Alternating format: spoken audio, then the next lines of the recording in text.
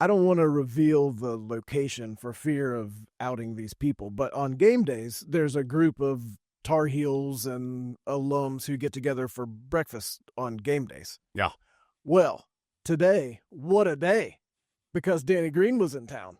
So a rather suspect group of alums bolstered significantly today by Danny Green's presence, and now he's right here in Power World headquarters. Danny, thanks so much for coming by. Thanks for having me, man. It's always great to come back and see you guys hang out, get a chance to chop it up and talk. But yeah, it was an honor to share the breakfast table with them and be at the coffee shop, and now it's an honor to be here with you guys. So I'm enjoying it. When y'all get together like that and get the chance to see each other and actually talk in person, what do you talk about? What comes up at this stage of life? Yeah, I mean, it's different with different groups, right? It takes some time because it's like, man, I feel like yesterday we were just here together, and it's like, man, so much time has passed, so many things have changed. What don't we know about each other? What do we need to catch up on? Is most of the time it's family. How are the kids? How many kids do you have? Are you done? Do you want more? Where are you living? Are you moving? Or how things adjusting? How's coaching? How are the players you're coaching? Are you enjoying it? They asked me if I'm enjoying the media side. So that's pretty much it. And then the stories of the people that we know. We had some rendezvous of I do a podcast now with Paul Pierce. So some of them know Paul, either played with him or coached him or been around him. He also played for Coach Williams in Kansas. So we have, small world, 6 degrees of separation there. So just some of the stories with ex-former teammates and, ex-Carolina teammates, things of that nature. So, yeah, it was a good breakfast. Adam, I'm disappointed that Danny does a podcast that obviously competes with ours. What in the world, Danny? I think to say it competes might be a little strong and maybe a disservice to Danny. That's right. Okay, well then, if you were sitting down at breakfast with this big group of Tar Heel fans that are listening to us right now, and they're going, Danny, what's going on with you? What would you tell them? The same thing I was talking to Adam before we came in here. It's just, parenting has been the number one thing for me. I'm glad that I waited. I'm able to be home more. My kids are young, 2.5 and 7 months, so we're very much in it. We do want one more if we can do so, if we're able to, but I'm having a lot of fun. It's a blast. It is a lot. It is hectic. It is time consuming, but a lot of priceless moments as it comes along. And then outside of that, I'm doing the podcast and the media stuff. I'm doing Compass Radio Night, ESPN. I work for Spectrum, kind of dibble and dabble in different spaces and seeing what I really like to do. But I'm enjoying it. Thus far, I would like to think it's less stressful than coaching and playing. It's less stressful on the body as well. So yeah, I'm just kind of circulating and trying to, not say up my basketball knowledge, but share my basketball knowledge and learn also how to maneuver in the space and how to portray the basketball knowledge to the fans. What do you like about that? What has been challenging about that? And those are different mediums too. Like podcasts are very different than like on the air for radio stuff. Absolutely. I mean, it's very challenging. ESPN is a different challenging thing because it's like, a little more structured, and you got time slots of when you can jump in, say your opinion. Some other ones are more laid back and podcasty type. Radio, very hard, not easy to do. You got to paint the picture for people that are not able to see the game. And it's like, playing double dutch or tennis. You're trying to jump in when you can. So it's a lot of fun learning how to be on your toes and be quick and, say things and get in and get out and also create a picture for people. So yeah, I'm definitely enjoying it, but all of them have different challenges. So yeah, it's been good. A lot of players say, I would like to do broadcasting when I'm done, kind of as like a abstract idea. What's the difference in people who say, like, I would like to do that, and then actually being able to do it? I think everything is easier said than done. They don't understand. I got a chance to do the Sportscaster U thing some years ago, so it helped me. And I've been doing podcasting for some time, get the reps. When they realize, like, it's not that easy, and being in the media and doing journalism stuff, you start to respect those people more. And, you have to realize you have to have a different cadence. You have to talk loud. You have to give some energy. You have to, be very different and learn how to break down the game as if they don't understand basketball at all, like to a third grader or like a 3-year-old, like a toddler. So it's not, some guys may know the game unbelievably. They just don't know how to speak it or, how to break it down. So like learning those spaces, learning how to to the average fan, give them an insight, also with stories and relatable things where your own experiences to them, which this seems valuable because they're like, oh, he's actually done it. He's been in there before. So it took me time to learn how to do that too. Like, and because I'm not one to put myself into stories or like, oh, I'll just tell you what I know, but they're not going to believe it unless they know that unless you've done it. So it's like, well, when I was here, when I played here, this is what I experienced. It's very similar to this person. So doing those things, it takes time, and I'm still working on it, still learning, have some ways to go, but I've definitely grown a lot in the space from last year to now of like how to be better on air. Do you watch game film of like your podcasts and your broadcasts? I would have done this better. I need to. I want to. It's just hard for me to watch myself. I'm one of those people. I have some of my friends and some of my co-hosts from podcasts. They'll tell me, look, you were great today. Just do this, do that, slow it down. Because I already know what I need to change or what I need to do. But it's also just, I don't like hearing myself talk. So it's weird for me. But you should watch it like you watch anything else. Watch film of yourself like when you watch basketball tape. So I have some of the clips I watch here and there, but not as much as I should because I just don't like hearing myself. What should we know about Paul Pierce? I mean, he's an interesting cat. He's great at what he does. He's great in the podcast space too. He knows how content works.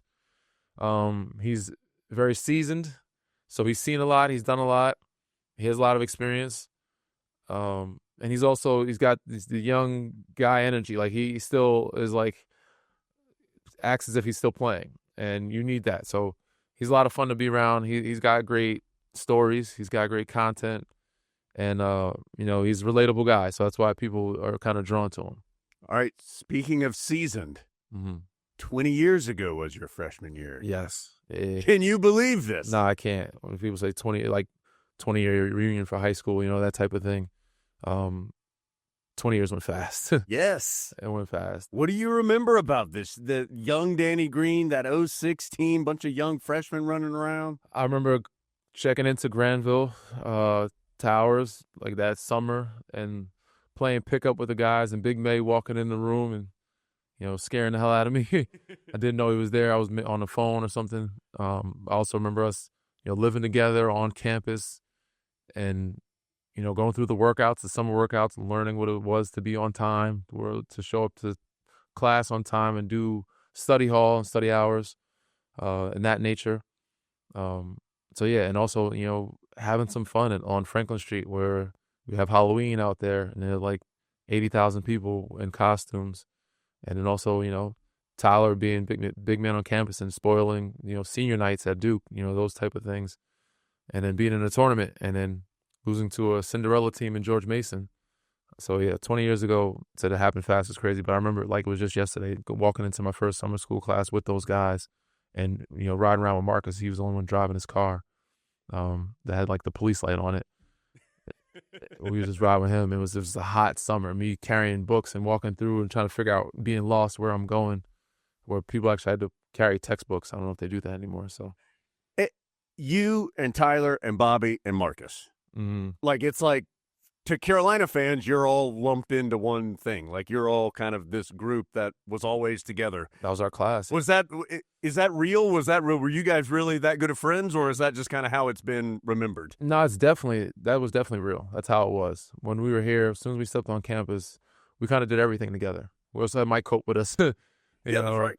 Yeah, we had Mike. Obviously at times we had split, but I lived with them for 3 years out of my 4 years when I was on campus.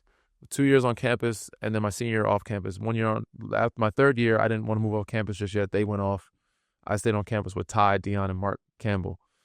Ty Lawson, Dion Thompson. But yeah, I was with them all the time. Like our first couple of years, we did everything together. We hung out together, be in the gym, go places, study hall. And that's how we learned. I mean, we were the new class. Everybody else had left. We were the young class, and then we got the second class behind us. So we integrated with some of them. But, most of the classes that came in together kind of stuck together. If the transfer portal had existed then like it exists now, is it fair to say we might not have had 4 years of Danny Green? And if we hadn't, what would you have missed out on in college? And then what would you have missed out on in your life right now? We would have missed out on a lot. I would have missed out on a lot for sure.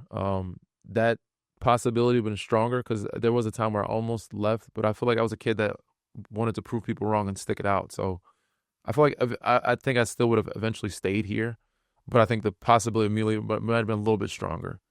And of course, with NIL, like depending on where people are pulling from, that might have happened. But yeah, I feel like I'm loyal to a fault for the most part, and I think I would have stayed here. But if I were to leave, I would have missed out on a lot of stuff, man. Just the brotherhood, just the memories. Obviously, a national championship because that didn't happen until my senior year. But yeah, I'm glad it worked out. I'm glad it didn't happen during that time. Transfer portal and NIL has changed a lot of the game and the college space. And there's times where I wish I was a part of it, and times I'm like, I'm happy I wasn't a part of it because we might not have gotten 4 years of all of us. You know, Tyler might not have been here for 4 years. You know, Marcus, Bob, Ty, he might have been gone. Wayne, like they could have been pulled in all different directions. We were just on the phone with Ed Davis, like he might not have been here. So, can you imagine the Danny Green NIL after the dunk at Cameron on Greg Paulus? If I could just have a small percentage of that NIL, I would be very happy because we could sell. Yeah, we could sell T-shirts or something of that. So, but that's harder than you think. I believe it. I believe it. Okay, quick question. Danny, the jump around dancing, the dunk on Paulus national championship. Which one do Carolina fans mention to you most, even now, 20 years after your freshman year? I think it changed over years. I think in order, like it started out, it was the dancing thing was number one overall, and then the Greg Paulus thing became like number one over time. And then now I've gotten older, people kind of forget that I could have actually dunk back then. And, you know, the dancing thing is not a big thing anymore. It's more the national championship now. But it's definitely dancing first, and then the Paulus thing kind of, you know, because beating Duke at Duke and then making that play. And then the national championship, I think now is more so known as a Carolina kid now and a national champion now that I'm removed from some years. We had Marcus on here recently, and he was talking about how poor his pass was on that play. Yeah, it wasn't I don't think it was that bad. I think he thought about it more. It was more poor because in the eyes of Coach Williams, we never throw the ball backwards. Right. So that's why when he threw it, he probably like, damn, if Danny doesn't finish this, Coach Williams is going to cuss me out because if Danny gets a charge or if he doesn't finish this play, because it was always 2-on-1, you keep it side, you don't throw it backwards. And he was like, that was like one of our cardinal sins. And he threw it back. I'm glad he did. He gave me an opportunity to make a play. But, yeah, it wasn't that bad of a pass. Looked like when I caught it anyway from him. So I've received way worse passes in my day. You've won everything. You obviously won here. You've won at the very highest levels. Some people I didn't win high school. That was one thing I didn't get. State championship. I actually lost Mr. Basketball to Greg Paulus. Interesting enough. You got him. Things worked out. Yeah. And then I didn't get a state championship. Like a lot of things happened, but that was one I did not get. We're going to exclude that one. Yeah. You've won everything else. A lot of people go through really long careers and never win one. Yeah. What do you know about winning that other people don't know? I feel like I learned a lot of it here. And I learned it, in high school too. My high school coach was kind of maniacal in the sense of he was a perfectionist and never let us skip steps, never let us cut corners. And you can't cheat the game, which we also learned here.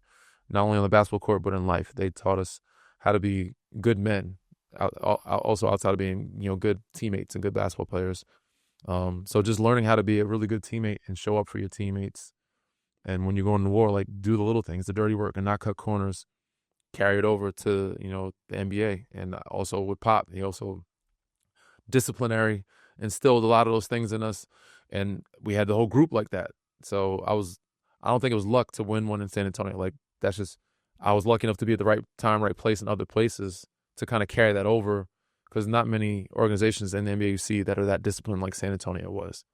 But for me and Kawhi to bring it to Toronto and win it in 1 year, which is special and lucky, it doesn't happen. And then we just had a really good team in LA. When I went to LA, we just had all the top dogs then.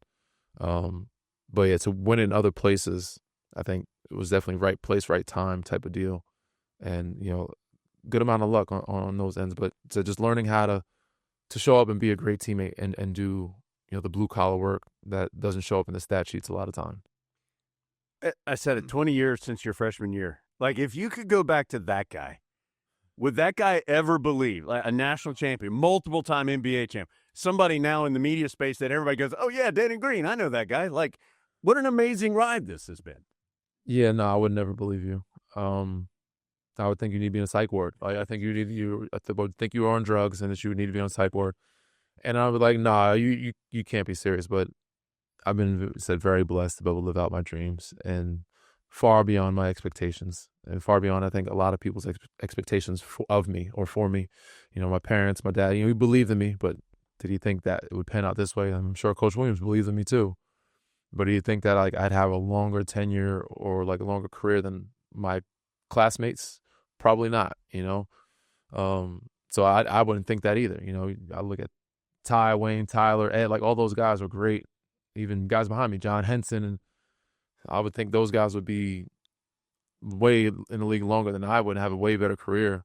But a lot of people that look at me now like, oh, Danny had one of the best careers that ever come out of Carolina, which is like crazy to say or crazy to even think about. So again, I've been very fortunate to be in the right place at the right time and play for the right coaches.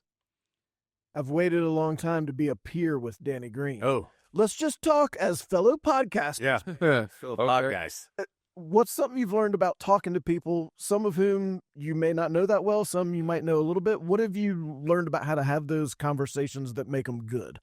And then I'm going to steal everything you say. Yeah. So the biggest thing for me is like we all have memory like pockets in our brain, and not all of us remember greatly, but everybody has millions of stories. And I feel like we all kind of come to I'm gonna say the end conclusion, but we all go through a lot of similar things in life, just in different ways. But people just want to hear how you came about, who you are. Like, you got to find the right question to ask. If you ask the right questions, it'll take people back to a time or a place or a memory that'll come up, and you'll get something that they've never said before, or they never even brought to their mind. So do some research. Of course, that helps. But if you're just having, conversational and just think of like, what would bring me back, or what memories that I know that people don't ever ask me, that I'll ask somebody else, that will bring them to a time of a story that people have never heard before. So yeah, that's pretty much the biggest thing is like, even in certain podcasts, I've done a million podcasts, and a lot of times people ask me a question like that one. I'm like, oh, I never asked that before. I never thought about it. But it'll bring me to a memory. Like I remember telling the story to anybody, but it'll bring me to a time like, oh, I remember this happened. And that's what came to my mind when they asked the question. So if you ask the right questions, it'll bring out some really good answers from people that they've never shared before. So what's the Danny Green story? What's the definitive Danny Green story that we need to know? That's a good question. Changed your path. That's changed my path? Or that has helped guide your path? Man, I mean, there's so many different things that help guide me.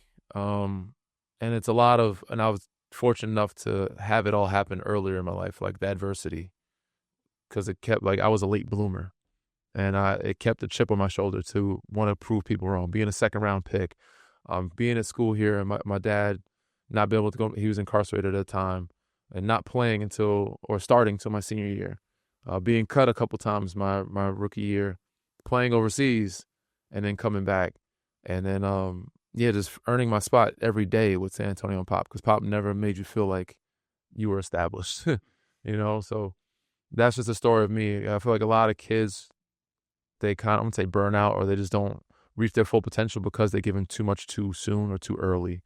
And I was lucky enough to not be given that too much too soon, too early, but also experience a lot early enough to adversity to where I appreciated it so much more when I was able to be in the league at a certain standpoint. This is something I always think is interesting because the adversity is a big part of your story. Yes. Now you're a parent. Your kids aren't going to have the same adversity. I hope not. I hope not. And only life can teach them that. But you try, as parents, you realize you try to teach your kids about the mistakes you made so they don't make the same ones, right? And they may not ever go through any of the things that I went through, but you try to get ahead of it. And eventually they might listen to you, they might not. But life is going to teach them, right? So that's my job. My job is to try to teach them about those things or tell them about those things so they know about them and don't make those same mistakes, or they don't have to go through as much adversity. But they're going to have to go through some at some point in their life. And for me, it's that I hope that it's sooner than later and earlier so they can learn those life lessons and then move on from it and be smart. Because you learn your best successes come from learning from your failures. So if you don't have those failures till later, it's going to be harder for you to like turn it around.